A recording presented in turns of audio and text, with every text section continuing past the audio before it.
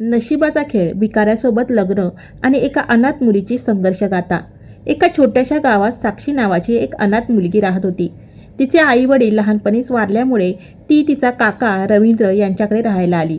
रवींद्र यांचे गावात एक छोटे किराणा दुकान होते. घरात त्यांची पत्नी नंदा आणि त्यांची मुलगी रिया सुद्धा होती. साक्षी त्या घरात राहत होती, पण तिला मुलीचा दर्जा कधीच मिळाला नाही. नंदा तिला नोकराप्रमाणे वागवत असे. पहाटेपासून रात्रीपर्यंत साक्षी घराची सर्व कामे करायची. झाडू मारणे, भांडी घासणे, कपडे धुणे. दुसरीकडे रिया मात्र आरामात बसून असायची. नंदा नेहमी साक्षीला धाकात ठेवायची आणि तिला वेळेवर जेवणही देत नसे. एक दिवस नंदाने रागाच्या भरात एक धक्कादायक निर्णय घेतला. घराबाहेर एक तरुण भिकारी भीक मागायला आला होता. नंदाने त्या भिकाऱ्याला भीक देण्याऐवजी साक्षीचा हात त्याच्या हातात दिला आणि म्हणाली, जर तुला काही हवे असेल तर हिला घेऊन जा.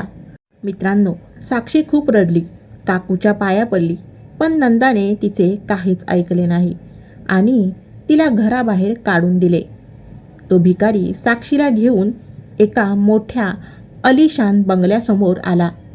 साक्षीला आश्चर्य वाटले की एका भिकाऱ्याचा एवढा मोठा बंगला कसा? तिथे त्याची आई होती. त्या भिकाऱ्याने साक्षीला तिथे सोडले आणि तो निघून गेला.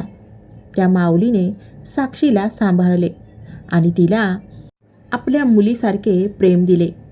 दुसरीकडे नंदाने आपली मुलगी रियाचे लग्न मोठ्या थाटामाटात लावून दिले. पण रियाचे नशीब फिरले. तिचा नवरा व्यसनी आणि बेजबाबदार निघाला.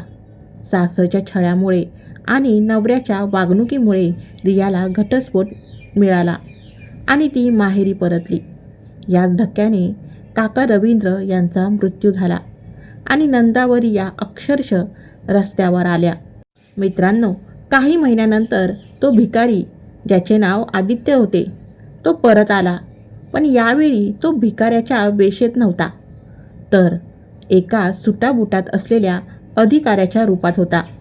त्याने साक्षीला सांगितले की तो खरं तर एक स्पेशल क्राईम ब्रँच ऑफिसर आहे आणि एका गुप्त मोहिमेसाठी त्याने भिकाऱ्याचे रूप घेतले होते. त्याने साक्षीला लग्नाची मागणी घातली आणि त्यांचे लग्न झाले. आणि त्यानंतर एक दिवस मित्रांनो, साक्षी आणि आदित्य शहरात फिरायला गेले असताना रस्त्याच्या कडेला 2 स्त्रिया भीक मागताना दिसल्या. त्या दुसरं कोणी नसून नंदा आणि रिया होत्या. आपली ही अवस्था पाहून नंदाने साक्षीची माफी मागितली. साक्षीने त्यांना माफ केले. त्या दोघींच्या हातात काही पैसे दिले आणि ती आपल्या सुखी संसाराकडे निघून गेली.